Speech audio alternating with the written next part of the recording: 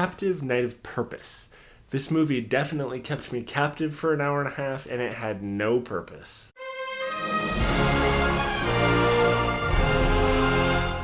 Not to be confused with the movie The Captive, the Ryan Reynolds movie from a few years ago.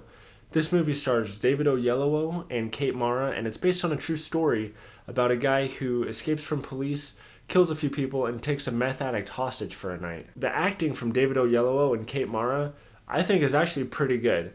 They do the best with what they have. Now, the writing and the story itself, I'm sorry, it just really failed to engage me. I mean, the movie's only an hour and a half long, and the whole time I was checking my watch, just like, man, how much longer does this movie have? And I was like waiting for something to happen. The pacing was really slow. I remember seeing the trailer to this movie, thinking, oh, this is gonna be really good, really interesting. It's gonna make you think and stuff, and it's gonna have some sort of really cool message at the end.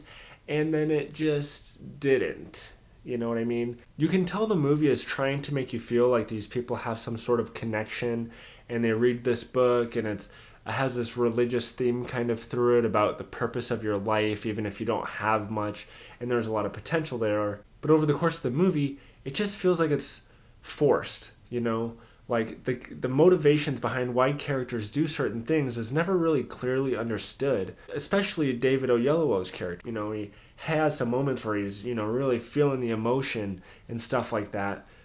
But in terms of the actual movie itself, you're wondering, why is he doing this? Why is he feeling that way? Why is he doing that?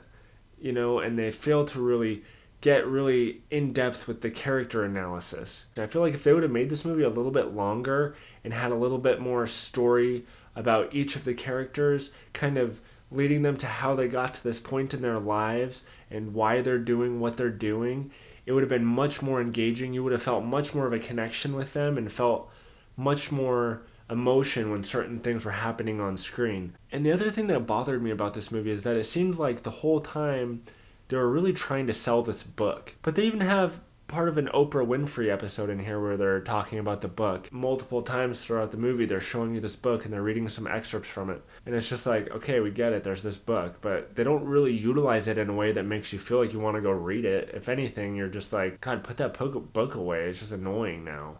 So yes, while this movie had great actors, it just failed miserably on character development, and it failed to deliver the message it was really trying to deliver, and the pacing was just so slow. I have a feeling a lot of you are going to be avoiding this movie this weekend because there's so many other movies coming out, and I really wouldn't blame you. Because what is this movie going to do for you? All it's going to do is give you blue balls.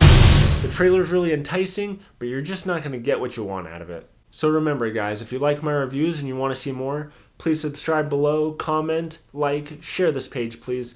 If you haven't watched them all, click some more of my reviews, if you can handle it. Go.